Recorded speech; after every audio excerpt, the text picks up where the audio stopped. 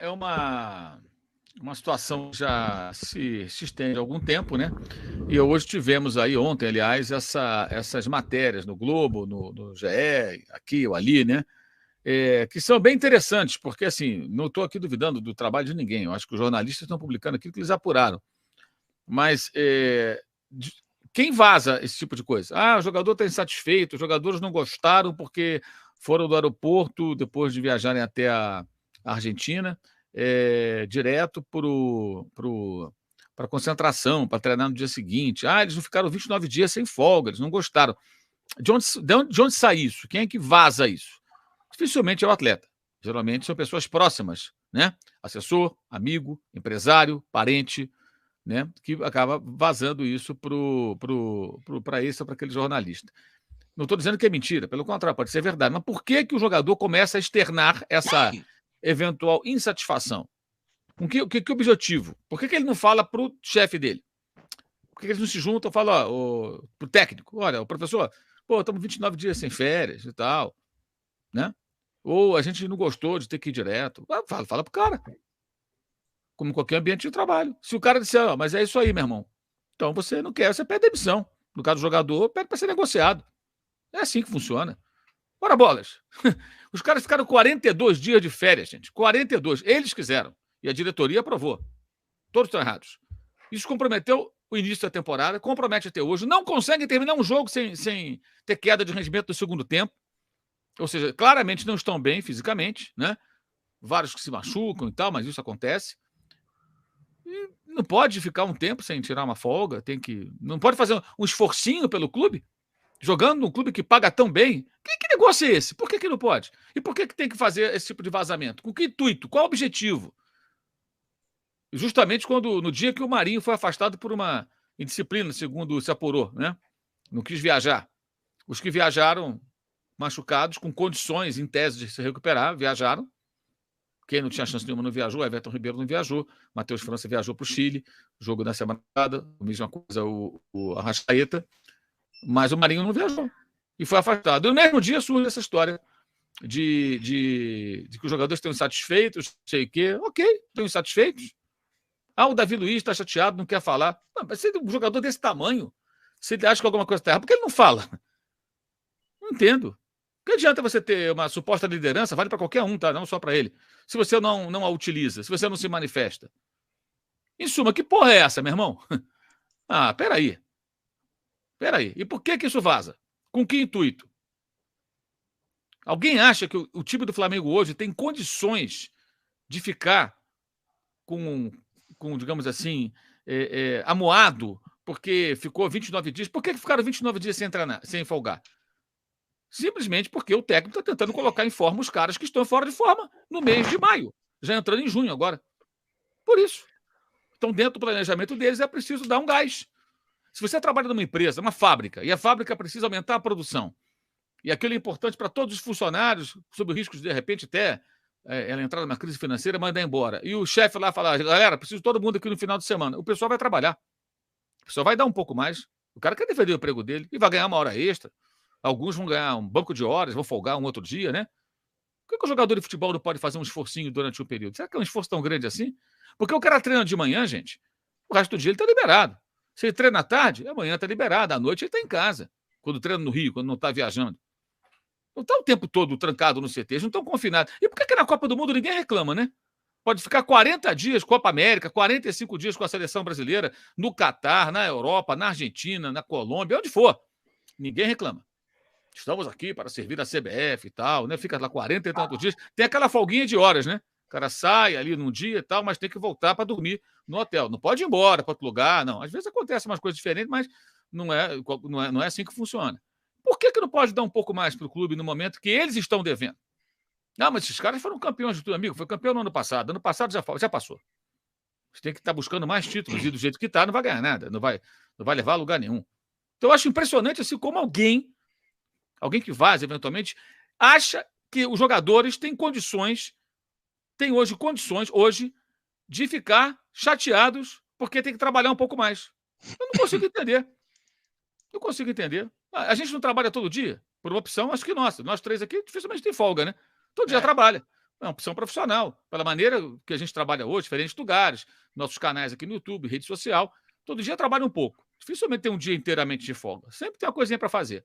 É uma opção de cada um. Mas quando você trabalha numa empresa, por exemplo, estava falando hoje num vídeo que eu gravei. Quando eu trabalhava na ESPN, fiquei lá 16 anos, eu folgava um dia por semana.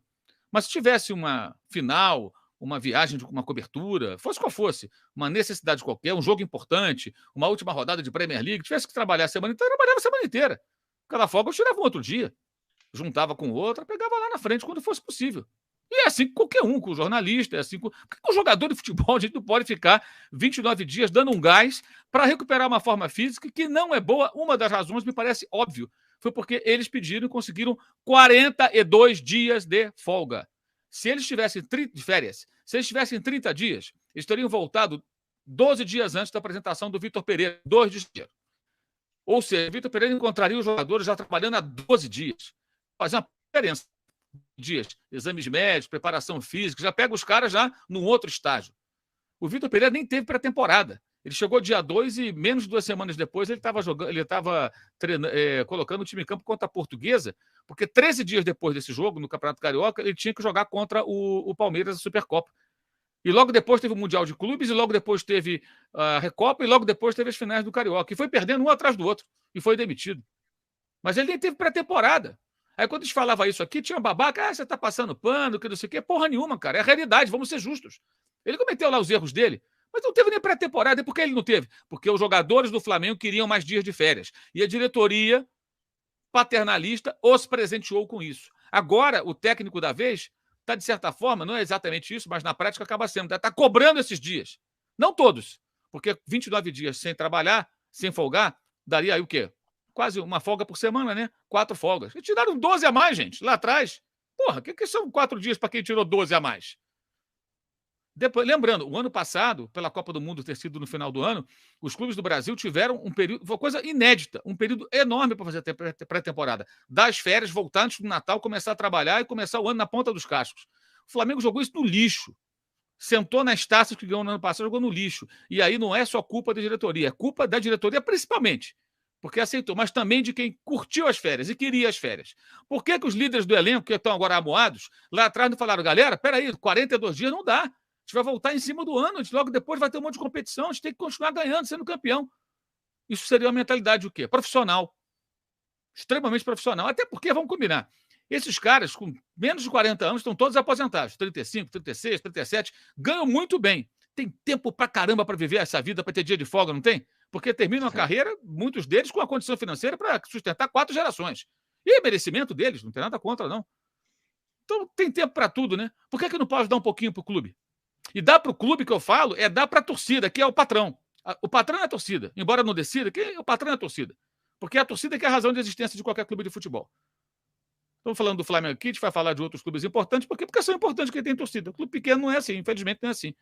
Então, acho que isso é bem bizarro e me espanta assim, a maneira como algumas pessoas tratam isso como algo assim, nossa, os jogadores não estão satisfeitos. Dane-se! Vai fazer fila com o Marinho, vai todo mundo embora, pede para ir embora, pede ser negociado. Eu quero ver onde vai arrumar um clube que pague o que o Flamengo paga, dê as condições que o Flamengo dá e as possibilidades de título que o Flamengo dá hoje. O clube tem que se impor também. Aí passa direto sempre pelos dirigentes, que são realmente os grandes responsáveis. Mas os jogadores também. Porque eu acho que quem está no nível de competitividade muito elevado, jogadores de alto nível, qualquer atleta, esses caras, eles obrigatoriamente têm que ser profissionais ao extremo. E o profissionalismo, às vezes exige um certo esforço, um certo sacrifício na vida pessoal, familiar, dos amigos. No caso do jogador de futebol, até na saúde, às vezes. O Zico fez o último jogo dele pelo Flamengo antes de ir para a Udinese. Eu não sei se os torcedores mais jovens sabem disso, tá? Contra o Santos, na final do Brasileiro de 1983. Com 30 segundos ele fez 1-0. Foi 2-1 para o Santos lá no Morumbi. O jogo foi 3-0 ao Flamengo, foi campeão brasileiro, pela terceira vez, em 4 anos. E o Zico estava machucado. E ele jogou. Ele meteu o gol. Se você pegar no YouTube e ver as imagens, antes do jogo começar, ele tá batendo palma assim no meio do campo, assim, junto com o Baltazar, que era o centroavante, e gritando pros caras, vamos, caralho, que vamos ganhar. E assim foi. 30 segundos estava 1-0.